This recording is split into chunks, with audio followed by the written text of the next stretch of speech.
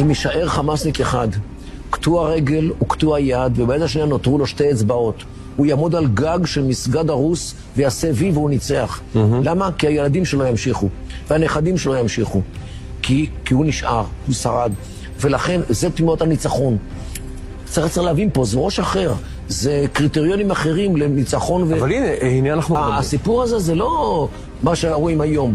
פה הם רואים הרבה קדימה. אבל גם אנחנו רואים הרבה קדימה, סליחה. למה אנחנו מדברים על עם הנצח ועל הדרך הארוכה ועל הילדים שלנו שעוד ימשיכו להילחם? האמריקאים ייתנו לך גב לתמיד, האירופאים ייתנו לך גב לתמיד, החברה הישראלית תיתן לך גב לתמיד. אלה השאלות החשובות. הם, תראי, יש פסוק בקוראן שאומר, אין אללה מע הסאבירין. אללה הוא עם בעלי היכולת לסבול לאורך זמן. תבין, סבר, אין לנו מילה כזאת בעברית, כי אין לנו מושג כזה בעברית.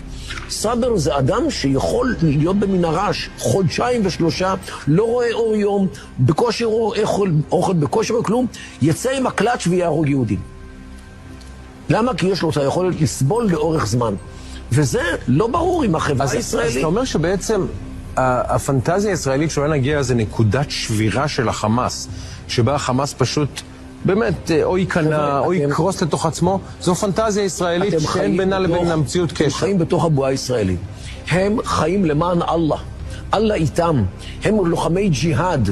אנחנו לוחמי חירות ישראל, ובסדר, אנחנו לא לוחמים מחייל קודש. תראי, יום אחד היה לי ויכוח עם ציפי לבני, הייתי באיזשהו פאנל, ואמרתי לה, פה המרכיב הדתי הוא דומיננטי אצלם. אצלם אללה הוא השחקן העיקרי במשחק, אם הוא לא השחקן היחיד. אצלנו הקדוש ברוך הוא, אם הוא בכלל במגרש, הוא שחקן ספסל. וזה הבדל אדיר מבחינת היכולת הנפשית והיכולת הציבורית והיכולת הגופנית גם, כי יש בזה השלכות פיזיולוגיות על האמונה. והיכולת שלהם בעניין הזה היא אדירה. אני לא אומר ששלנו היא פחות חשובה, המורל חשוב והכל, אבל להם הם לוחמים מלחמת דת. ואצלנו, לפחות חלקנו, לא רוצים לראות את הדבר הזה.